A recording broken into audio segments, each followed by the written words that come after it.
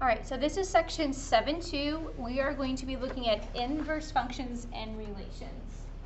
So to start off, let's pretend you've spent all day cleaning your room. It is perfect. Everything has its spot. Your bed is made. There's no wrinkles in the covers. It's perfect. And then your little brother or little sister comes in and destroys it. That ever happened to you? Maybe a niece or a nephew if you don't have any younger siblings? Okay, it happens often at my house. That's kind of an inverse situation. You've done something, somebody else comes in and undoes it. We're going to be talking about inverses in terms of algebra. In Algebra 1, we reference inverses. We talk about additive inverse, multiplicative inverse. When we said like the opposite of addition, what did we use? Subtraction. We said this opposite or the inverse of multiplication is division. We're going to be looking at inverses from a graphing standpoint today. I want to start with inverses of ordered pairs. So if we look at this slide, it says two relations are inverse relations if and only if whenever one relation contains element A, B, the other relation contains the element B, A. So in this example, A and B are inverses. If you look at the ordered pairs, in A, we have 1, 5. The inverse has 5, 1. You see what they've done? Just flip-flop X and Y. If A has 2, 6, the inverse has 6, 2. If A has the ordered pair 3, 7, then B has the inverse 7, 3. They've literally just taken X and Y and changed places. That's what we mean by the inverse of a relation. And again, a relation is just a set of ordered pairs. I want to look at example number 1 on your notes page next. It says the ordered pairs of the relation 1, 3, 6, 3, 6, 0, and 1, 0 are the coordinates of the vertices of a rectangle. Find the inverse of this relation and describe the graph of the inverse. So to start this example off, let's graph. I want you to take these 4 points that are given to you and plot them on your XY axis. So we have 1, 3. I'm going to go over 1 and up. 1, 2, 3. I have 6, 3. 1, 2, 3, 4, 5, 6, 3.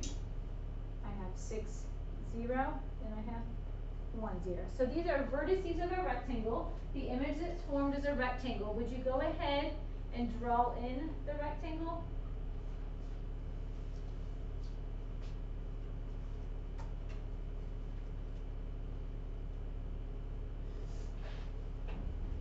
This is the original set of ordered pairs that they gave us.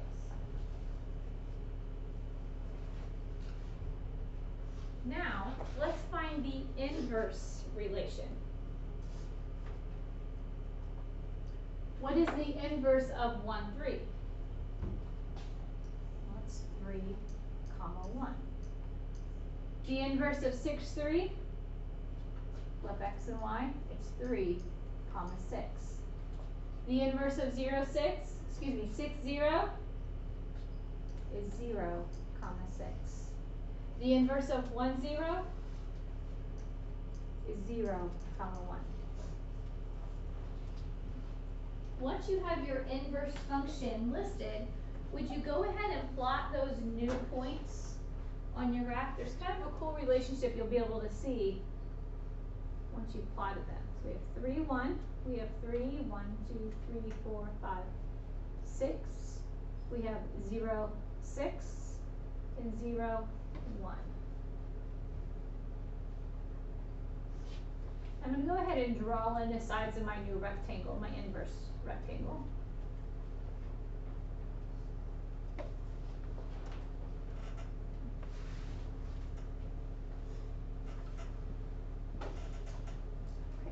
Do you guys see that random line that's there on your graph?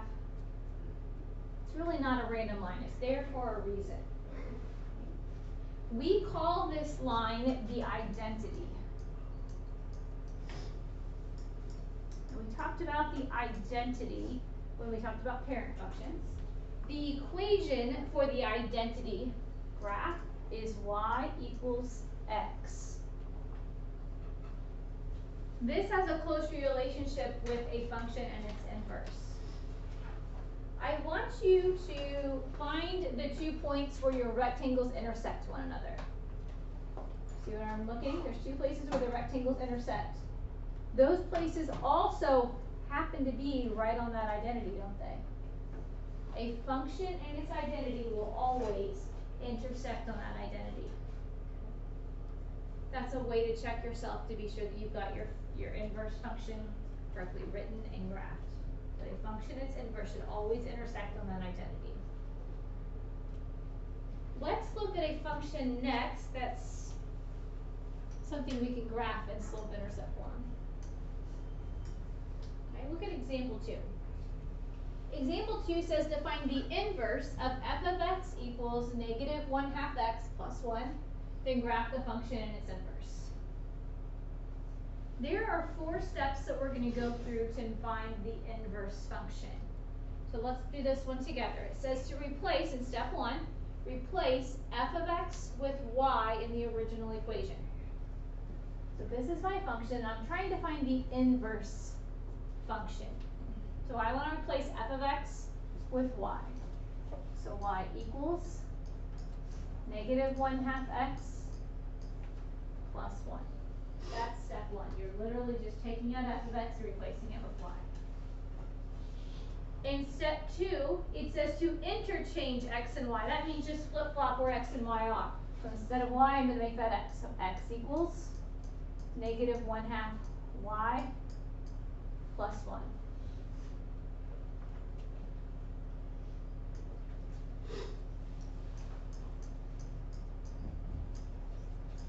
If you look at step 3, it says to solve for y. We're going to put this into slope-intercept form because we want to graph it. How could I solve for y in this example?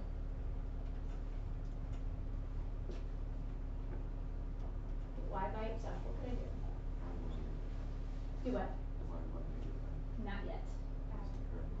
Subtract 1. So x minus 1 equals negative 1/2 y. Now I don't want to divide by a fraction. I want to avoid that if all possible. What's another way to get y by itself? Multiply by the reciprocal, and the reciprocal of negative 1/2 is negative.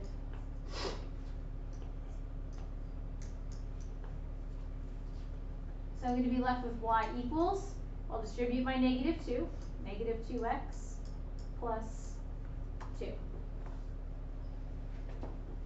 Step 4 says replace y with f inverse.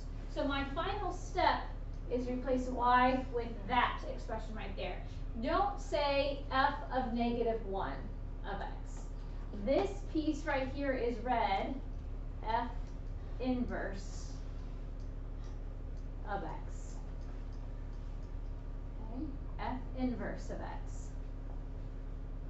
That last step tells everybody that's looking at our work that this last piece is the inverse function.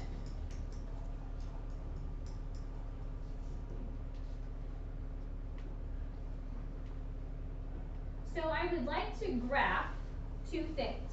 I want to graph the original function and the inverse function on the same xy axes. So you guys can see the graphical relationship between the 2.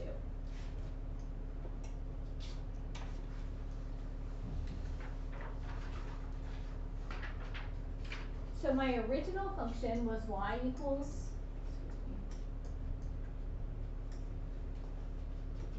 original function was f of x equals negative 1/2 x plus 1. And the inverse function, f inverse equals negative 2x plus 2. These are the 2 functions I want to graph on the xy coordinate plane. They're both in slope-intercept form, so we should be able to graph. Please go ahead and do this. The y-intercept of the first one is at 1, so I'll put a dot at 1 on the y-axis. And the slope is negative 1/2. That means go down 1 and right 2. Down 1 and right 2. Could also go up 1 and left 2.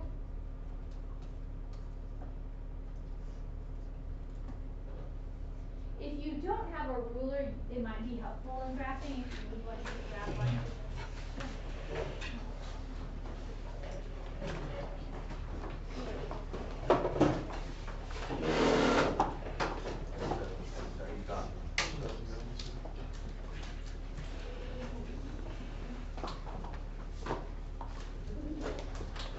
Go ahead and draw in that first line through your points. Once that is done, let's graph the second equation. We have a y-intercept at 2 and the slope of -2. Down 2 and right 1. Down 2 and right 1.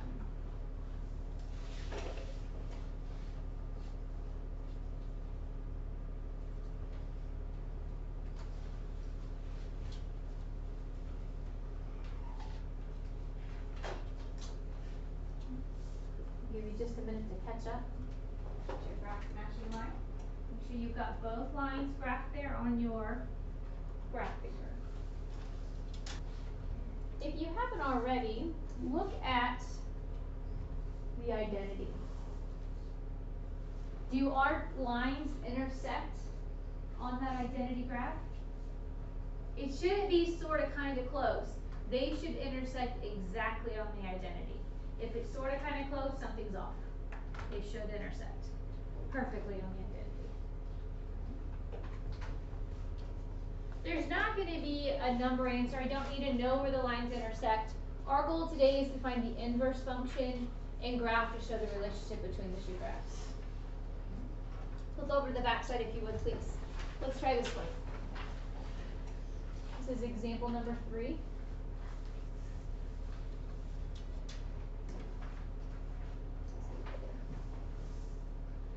Alright, so let's go ahead and find the inverse of f of x equals 2x minus 5. What's the first thing we need to do? Change f of x to y. What did we do in step 2? Interchange x and y. So x equals 2y minus 5. Now let's solve for y. To solve for y, what would you do? Add 5. So x plus 5 equals 2y. And to get y by itself, of course, we should divide by 2. So I have y equals 1/2 x plus, I can leave the y-intercept at 5/2 if I want. It's a terminating decimal. I could make it 2.5 also. I want you to go ahead and do that final step where we put f inverse back in for y. So f inverse, f to the -1 power, that's showing our inverse function, 1/2 x plus 2.5.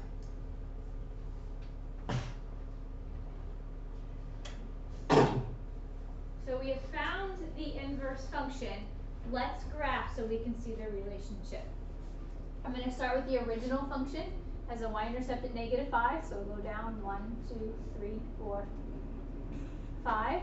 The slope is 2. Rise 2, run 1. Rise 2, run 1.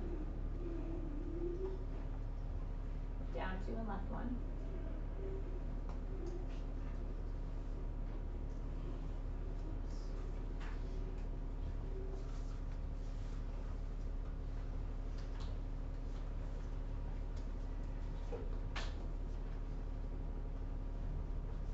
For the second, the inverse function, I have a y-intercept at 2.5, so I'm going to go up 1, 2, and halfway to 3. So I'm at 2.5, and the slope is 1/2. Rise a full unit and run 2. Rise 1 full unit, run 2. Rise 1, run 2. Could also go down 1 and left 2.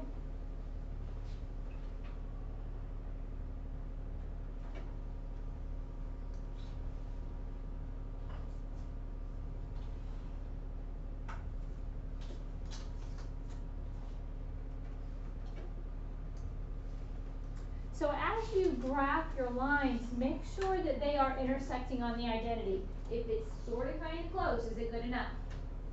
No, it has to be on the money. It should intersect right on that identity.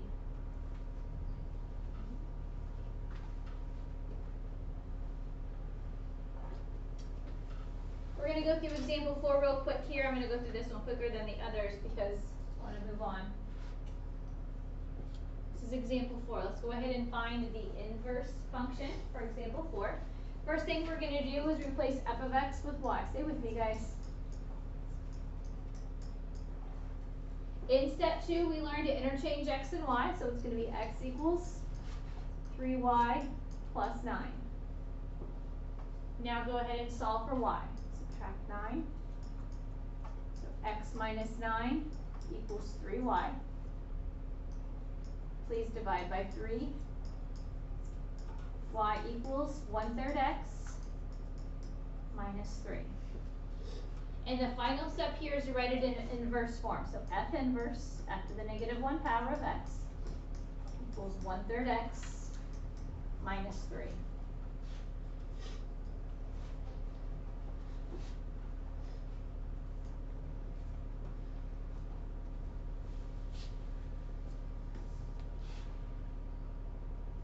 I want to take just a minute now and graph these two functions.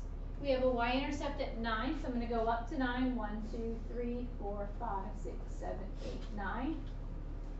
And the slope is 3, so I'm going to go down 3 and left 1. And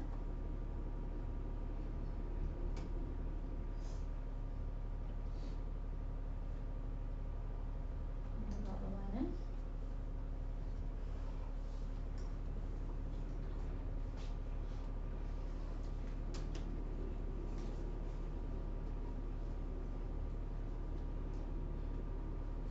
For the inverse function, we have a y-intercept at -3.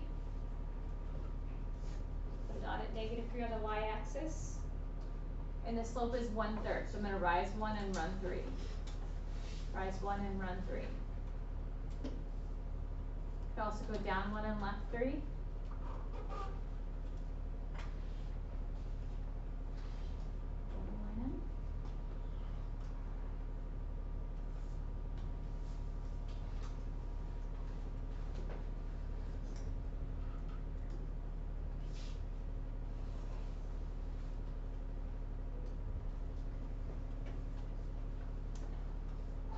Have any questions on finding an inverse function or graphing?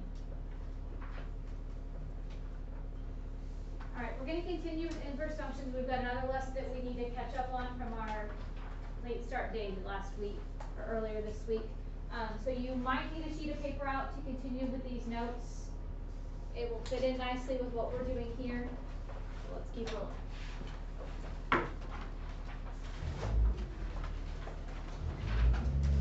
What we're going to look at today are two functions. I'm going to give you two functions, and I'm going to ask that you prove whether they are or not inverse functions. And there's really a pretty easy way to tell if they are inverse functions. We are going to calculate f composite. F composite g of x. And we're going to calculate g composite f of x. We're going to calculate both of those things. If f composite g is equal to x, and g composite f is equal to x, then we have inverses.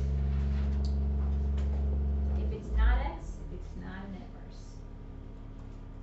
So we talked about g composite f and f composite g yesterday in this class, correct? What did f composite g mean we are doing? We're taking our g function and we're putting it into the f function. And g composite f means we're doing what? Taking f and putting it in to g. So let's look at an example, see if we can do this. Okay. So I want to start by having you copy down these two functions on the top of the screen.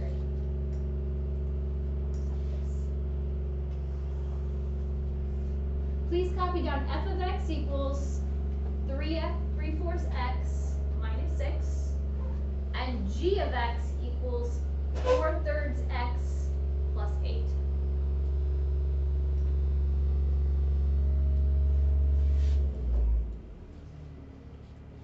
I have to calculate two things. I have to calculate f composite g and g composite f. Over on the left, I'm going to do f composite g of x. And on the right, I'm going to calculate g composite f of x. I'm trying to determine, are these inverse functions? And this is one way to do this. So starting with f composite g, what does that mean I'm going to do? Take g and put it into f. So let's do that. Let's take 4/3 x plus 8 and put it into the f function. So f of 4/3 x plus 8. When I put it into the f function, I have 3/4. That's 4/3 x plus 8 minus 6.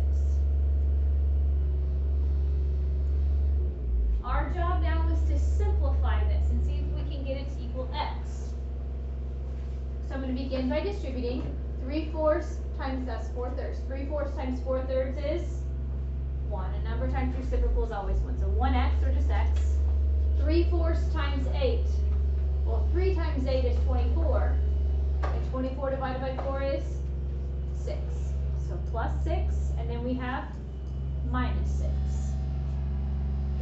6 minus 6 is going to add to what? 0. So really all we have there is x on the left side. For this to be an inverse, g composite f must also equal x. And I have to do that calculation. I have to prove that it is. So let's take on g composite f side, let's take our f function and put it into g this time. So here's our f function, 3/4 x minus 6, and we're going to put it in for x. So I have g of 3/4 x minus 6. I'm putting it into the g function. So 4/3 x 3/4 x minus 6 plus 8. Let's simplify to see what that right side is going to equal. 4/3 times 3/4 x is going to be 1. A number times reciprocal is always 1. 4/3 times negative 6. Well, 4 times negative 6 is negative 24. Negative 24 divided by 3 is negative 8. Bring down my plus 8. Well, negative 8 plus 8, of course, is going to add to 0. So I'm left with x. Are these two functions inverse functions? Yes. We don't need to graph it to prove that. What we have done here by calculating f composite g and g composite x, we've proven that they're inverses. It has to equal x, both f composite g and g composite f. So let's answer the question, determine whether they're inverse functions. I'm going to say that yes, they are inverse functions.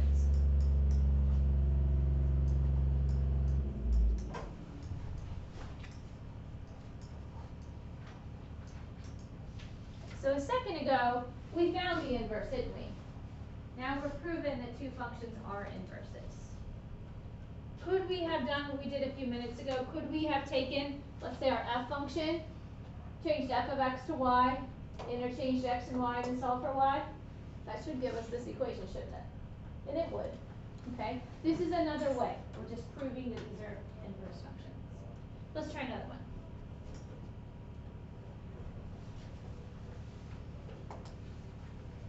So please write down these two functions.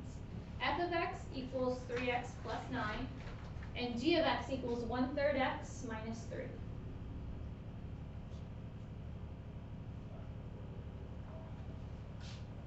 I want to prove or disprove that these are inverse functions. So we have to calculate two things. Let's calculate f composite g of x, and then we'll calculate g composite f of x. What do both have to equal in order for these to be inverse functions? X. So starting with f composite g. This means I'm going to take g and I'm going to put it into f. I'm going to take the g function, I'm going to put it into the f function. So I'm going to calculate f of 1/3 x minus 3.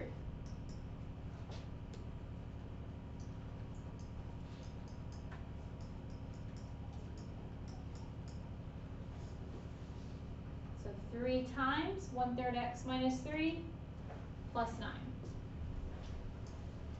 3 times 1/3 x is x. 3 times -3 is -9 plus 9. And -9 plus 9 adds to what? It's a 0. So on the left side, I have x. So it's starting off good, isn't it? Now let's prove the right side of this piece. Let's prove g composite f. Let's take our f function, 3x plus 9, and put it into the g function.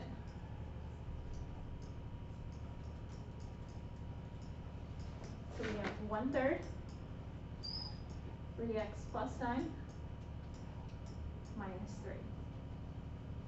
We'll distribute our 1/3. 1/3 times 3x is x. 1/3 times 9 is 3. And 3 minus 3, of course, is going to add to 0. So are these two inverse functions? Yes, please state that. Yes, they are inverse functions.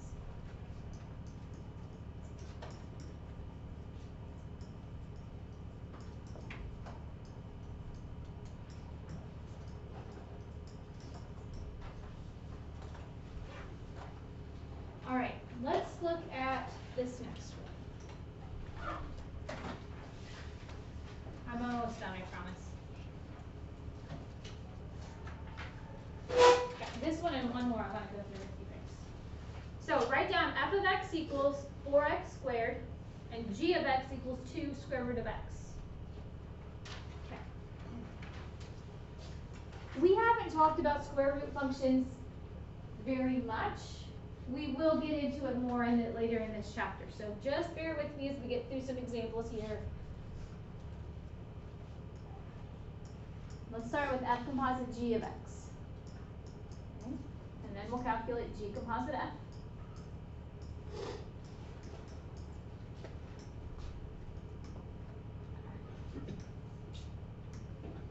So starting with f composite g, that means I'm going to take my g function and I'm going to put it in for x.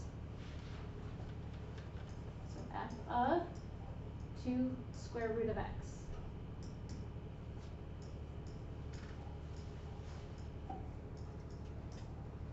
Okay, so I want you to use your exponent rules. This is what I mean. We haven't done a whole lot of simplifying with square roots. But you guys know enough about exponents that you can simplify this.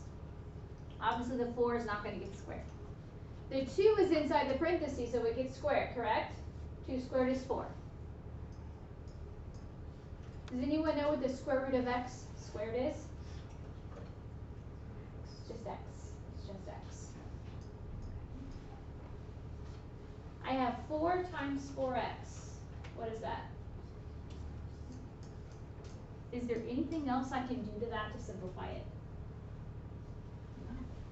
Are these going to be inverse functions? No, I know right away that they're not, because this is not x. 16x is not the same as x, is it? So I don't even need to calculate this side over here, because this side isn't going to equal x, so who cares what this side's going to equal to? I don't need you to go any further. You can simply say, no, they are not inverse functions.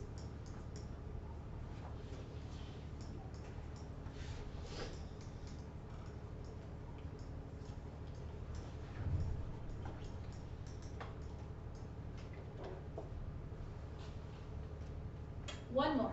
This will be our last one.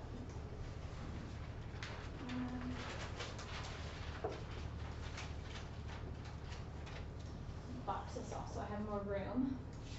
Alright, so I'm giving you the function f of x equals 3x plus 1. And g of x equals x minus 1 divided by 3. So I'm wanting to know, are these inverse functions? To prove that they are or are not, we're going to calculate f composite g of x. And we're going to calculate g composite f of x. Okay, let's start with f composite g. Let's take our g function and put it in for x. So f of x minus 1 divided by 3. So we have 3 times x minus 1 divided by 3 plus 1. Let's talk about how we can simplify this piece on the left. We're multiplying by 3 and dividing by 3. What's going to happen to those 3's? So all I have left in that fraction there is x minus 1, and then I have plus 1, which leaves me with x. So right now I have a good feeling about this. I think that they're probably inverses, but I can't say for sure until I do G composite F. Let's calculate G composite F. This time we're going to take our F function and we're going to put it in to the G function. So G of 3x plus 1. So in the numerator of my fraction, I have 3x plus 1 minus 1 all divided by 3. Of course, we're going to simplify the numerator. There's nothing to distribute, so I'll add like terms. 1 minus 1 is going to cancel. I'm left with 3x on top and 3 on the bottom. 3x divided by 3 is x. So what did we just prove? They are inverses. If I was to graph these two functions, where would they intersect? What do we call that one? We just did it. Here, the identity. Okay, they would intersect on the identity.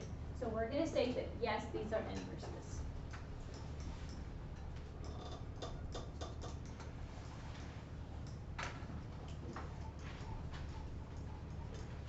Okay, I know I have thrown a lot of you guys today, but they're both very similar topics.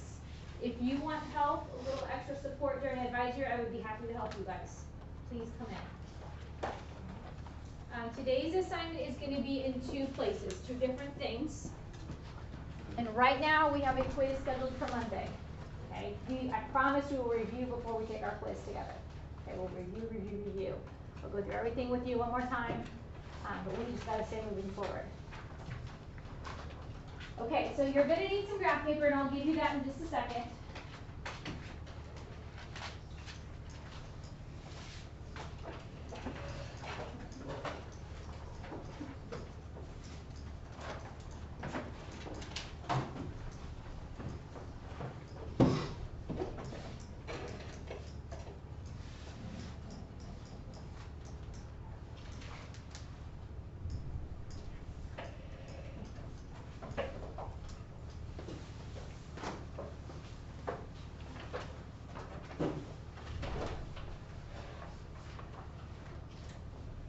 Go ahead and write down these 2 assignments.